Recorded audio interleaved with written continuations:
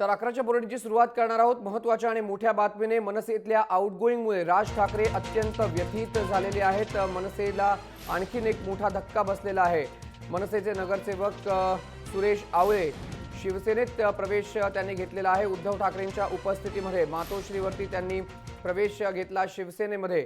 तुम्ही फोटो पाहताय, सुरेश आवळे यांनी मनसेचा झेंडा सोडून आता शिवसेनेचा भगवा हाती घेतलेला आहे। मनसेला आणखीन एक धक्का मानला जातोय। सुरेश आवळे यांच्या जाण्यामुळे मनसे अध्यक्ष राज ठाकरे अत्यंत व्यथित झालेले आहेत, चिंतातूर झालेले आहेत, कारण सुरेश आवळे पक्ष सोडतील असं स्वतः राज ठाकरेंना देखील वाटलं नव्हतं। मात्र सुरेश आवळेंनी पक्ष सोडलेला आहे। घाटकोपरमधले नगरसेवक आहेत मनसेचे सुरेश आवळे। मनसेचे नगरसेवक आता शिवसेनेच्या दरबारी दाखल झालेले आहेत आणि या आधी देखील मनसेच्या काही नगरसेविका या शिवसेनेमध्ये त्यांनी प्रवेश घेतला होता। आपण थेट जाऊया न्यूजरूम मध्ये। माझा सहकारी श्रीरंग खरे आपल्यासोबत उपस्थित आहे। श्रीरंग, मनसेमध्ये आपण पाहतोय दिवसेंदिवस आउटगोईंग पाहायला मिळतं, एका पाठोपाठ एक मनसेचे शिलेदार शिवसेनेमध्ये प्रवेश करतायत। राज ठाकरे या संपूर्ण आउटगोईंगमुळे व्यथित झालेत। सुरेश आवळे यांनी शिवसेनेमध्ये प्रवेश केला ही कोणालाच अपेक्षित गोष्ट नव्हती, कारण ते नाराज नव्हते, असंतुष्ट नव्हते अशी चर्चा जी आहे ती या प्रवेशानंतर सुरू झालेली आहे। मग सुरेश आवळे यांनी प्रवेश करण्यामागचं नेमकं कारण तरी काय आहे, याच एका गोष्टीनं राज ठाकरे चिंतेत पडलेले आहेत। त्यांनी त्यांची ही चिंता बोलून देखील दाखवल्याचं कळतंय आणि या सगळ्या गोष्टी सांभाळण्यासाठी किंवा अशी पडझड पुन्हा होऊ नये, भविष्यात असे लोक सोडून जाऊ नये, यासाठी राज ठाकरे यांनी सगळ्या नगरसेवकांची एक बैठक बोलवल्याचं कळतंय। या बैठकीचा अजेंडा नेमका काय आहे हे कळू शकलेलं नाहीये। मात्र या बैठकीमध्ये ज्या पद्धतीनं एका पाठोपाठ एक नगरसेवक मनसे सोडून शिवसेनेमध्ये प्रवेश करतायत, याबाबत विस्तारानं चर्चा होण्याची दाट शक्यता आहे। सुरेश आवळे यांच्याबाबत आपण उल्लेख केला, त्याआधी गीता चव्हाण या शिवसेनेमध्ये गेलेल्या होत्या। प्रकाश दरेकर जे प्रवीण दरेकर यांचे बंधू आहेत ते अजूनही मनसेमध्ये आहेत। मनानं जरी ते मनसेमध्ये असले तरी ते तनानं मनसेमध्ये असले तरी मनानं मनसेमध्ये नाही आहेत।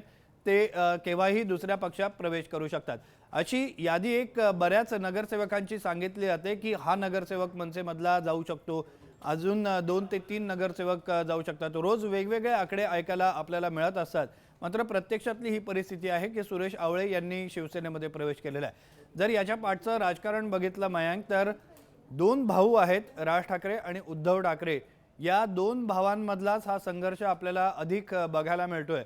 भाजपनं कुठे ना कुठेतरी एक भीती निर्माण केलेली होती शिवसेनेसमोर की आम्ही जास्त निधी दिलेला आहे वेगवेगळ्या पक्षाच्या नगरसेवकांना, शिवसेना सोडून वेगवेगळ्या पक्षाच्या नगरसेवकांना जास्त निधी दिलेला आहे, जेणेकरून हे नगरसेवक आपल्याकडे वळतील, आपल्या पक्षामध्ये सामील होतील, भाजपची ताकद मुंबईमध्ये वाढेल, हीच भीती कुठे ना कुठेतरी शिवसेनेला वाटत असावी। त्यामुळेच जे नगरसेवक आहेत किंवा जे प्रॉबेबल कॅन्डिडेट शिवसेनेला वाटतात की भविष्यामध्ये आपल्या चांगले कामी येऊ शकतील, आपली संख्या वाढू शकतील, त्या सगळ्या लोकांना शिवसेनेनं आपल्याकडे वळवायला सुरुवात केलेली आहे अशी चर्चा देखील होती। आपण जेव्हा 3 नगरसेवक शिवसेनेमध्ये सहभागी झालेले होते, ज्यामध्ये शरद पवार होते राष्ट्रवादी काँग्रेसचे, जे नगरसेवक नाहीत पण त्यांच्या पत्नी नगरसेविका आहेत, त्यांच्यासोबत ईश्वर तायडे जे मनसेचे आहेत त्यांनी प्रवेश केलेला होता आणि विजय तांडेल नावाचे जे अपक्ष आहेत नगरसेवक त्यांनी देखील प्रवेश केलेला होता। अशी एका पाठोपाठ एक नगरसेवकांची संख्या जी आहे शिवसेनेमध्ये येणाऱ्या ती अचानक वाढायला लागलेली आहे। संख्या वाढवण्याचा या ठिकाणी शिवसेना प्रयत्न करते। त्याचे 2 फायदे होतील। जर भाजपबरोबर युती करायची वेळ आली तर आमची नगरसेवकांची संख्या जास्त आहे, त्यामुळे आम्हाला जास्त जागा मिळायला पाहिजेत, हा जो क्लेम आहे शिवसेनेचा तो कायम राहू शकेल। कारण भाजप जेव्हा चर्चेला सुरुवात होईल तेव्हा निम्म्या जागा मागण्याची शक्यता आहे आणि या सगळ्या भीतीला होईना पण शिवसेनेनं सगळे नगरसेवक आपल्याकडे वळवायला सुरुवात केलेली आहेत आणि 2 भावांमध्ये हे युद्ध भाजपमुळे पेटल्याचं आपल्याला चित्र बघायला मिळतंय। आधी आपण चित्र बघत होतो की शिवसेनेतनं मनसेत मोठ्या प्रमाणावर लोक जात होती, आता उलटं चित्र आपल्याला बघायला मिळतं की उलटं चित्र आपल्याला पाहायला मिळतंय। मात्र ज्या प्रकारे हे आउटगोईंग गेल्या काही दिवसांमध्ये सुरू झालेलं आहे, राज ठाकरे यांचा पक्ष मनसे जो गेल्या विधानसभा निवडणुकीमध्ये सपशेल अपयशी ठरला होता, फक्त 1 आमदार निवडून आला, त्याच्यानंतर स्थानिक स्वराज्य संस्थांच्या निवडणुकांमध्ये सुद्धा राज ठाकरेंच्या मनसेने प्रभाव काही दाखवला नाही मुंबई आणि महाराष्ट्रामध्ये किंवा इतर भागांमध्ये। अशा परिस्थितीमध्ये मनसेचं आउटगोईंग राज ठाकरेंसाठी हा मोठा धक्का मानला जातोय, किती मोठा धक्का आहे राज ठाकरेंसाठी स्वतः पक्षाचे अध्यक्ष म्हणून?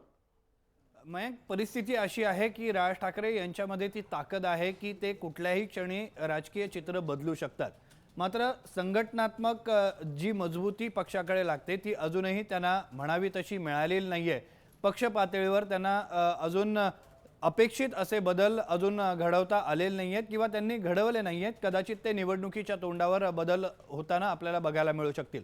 मात्र ती ताकद राज ठाकरेंच्या कडे आहे की ते एका सभेनं सगळं चित्र बदलू शकतात. आपण याच्या आधी देखील बघितलेलं आहे.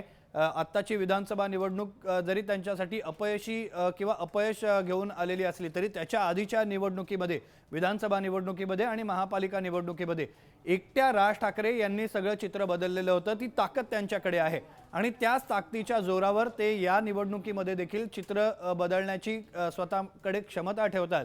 मात्र जर अशाच पद्धतीनं आउटगोईंग होत राहिलं मनसेमधनं तर नवीन चांगले उमेदवार जे नगरसेवक राज ठाकरे यांच्या मुशीमध्ये तयार झालेले होते, जे चांगलं काम करत होते, तेच जर अशा पद्धतीनं सोडून जात राहिले तर मनसेला संघटनात्मक पातळीवर एक मोठा धक्का बसू शकतो.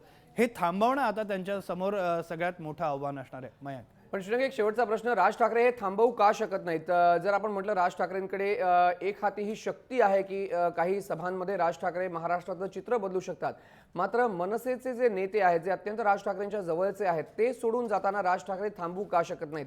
ज्या प्रकारचा आरोप राज ठाकरेंवरती होतो की राज ठाकरे कोणाला भेटत नाहीत, नगरसेवकांशी नेत्यांशी बोलत नाहीत आणि राज ठाकरेंच्या आजूबाजूला जे लोक आहेत ती लोक कुठेतरी राज ठाकरेंवरती दबाव आणत आहेत, या सगळ्या पार्श्वभूमीवरती राज ठाकरे यांचा हा पर्सनल लॉस म्हणावा लागेल की या सगळ्या जवळच्या नेत्यांना थांबवू शकत नाहीत?